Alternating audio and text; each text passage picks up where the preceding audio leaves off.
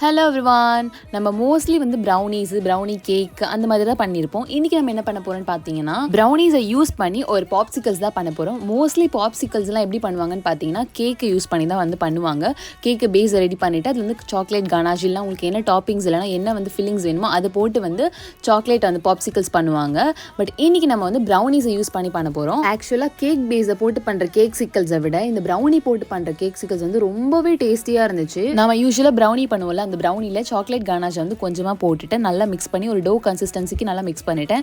என்கிட்ட ஒரு popsicle mould இருந்துச்சு. அதில் டார்க் சாக்லேட் வந்து போர் பண்ணி ரெஃப்ரிஜரேட்டரில் கொஞ்சம் நேரம் ஃப்ரீஸ் பண்ணிவிட்டு நடுவில் ஃபில்லிங்காக அந்த டோ வச்சுட்டு மேலே மறுபடியும் வந்து சாக்லேட் கோட்டிங் கொடுத்து இந்த வந்து எம்மியான பாப்சிக்கல்ஸ் வந்து நான் பண்ணி முடிச்சிட்டேன். இது வந்து நம்ம சேலுக்கு தான் வச்சுருக்கோம். என்கிட்ட வந்து ஒரு 10 பீஸ் ஆஃப் பாப்சிக்கல்ஸ் வந்து கேட்டிருந்தாங்க. இது ஒன்ஸ் என்கிட்ட வந்து வாங்கி டேஸ்ட் பண்ணவங்க வந்து இது வந்து ரிப்பீட்டடாக வந்து என்கிட்ட ஆர்டர் பண்ணிக்கிட்டே இருப்பாங்க. பிகாஸ் இது அவ்வளோ டேஸ்ட்டாக இருக்கும்.